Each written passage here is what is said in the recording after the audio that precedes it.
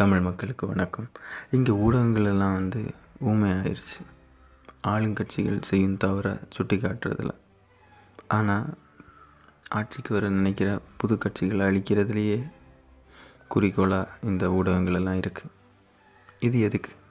இது எதனால்? இப்படி யாராச்சும் சிந்திச்சிருக்கீங்களா? அப்படி யோசிச்சிருந்தாலே இன்றைக்கி நம்மளுக்கு மாற்றம் வந்திருக்கும்.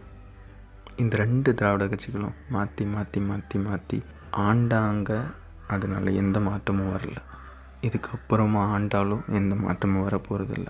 இங்கே அராஜகம், அநியாயம், பெண்களுக்கு எதிரான பாதுகாப்பு குறைபாடு இதெல்லாம் நாளுக்கு நாள் அதிகரித்து தான் இருக்குது. இது குறையணும்னா உங்கள் கையில் தான் இருக்குது. இங்கே ஆளுங்கட்சிக்கு எதிரான யாராச்சும் இதை சொல்லிட்டா அது ஒரு பெரிய பிரச்சனையாக மாறும். ஆனால் ஆளுங்கட்சி பண்ண தவிர இங்கே காமிக்கிறதுக்கு எந்த ஊடகத்துக்கும் திராணியம் கிடையாது, தைரியமும் கிடையாது.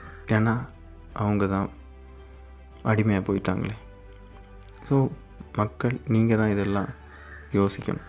உங்களோட வாழ்க்கையை மாறணும், ஒரு நல்ல ஒரு எதிர்காலம் உங்களோட குழந்தைகளுக்கு வரணும்னா சிந்திச்சு வாக்களிங்க. இந்த மதம், இனம், ஜாதி இப்படியே நம்மளை இதுக்கு உள்ளேயே நம்மளை சுற்றி சுற்றி வச்சு நம்மளை அடிமையாக வச்சுருக்கானுங்க. ஸோ யோசித்து பாருங்கள். மாற்றம் ஒன்றே மாறாதது. சிந்தித்து வாக்களியுங்கள். நன்றி.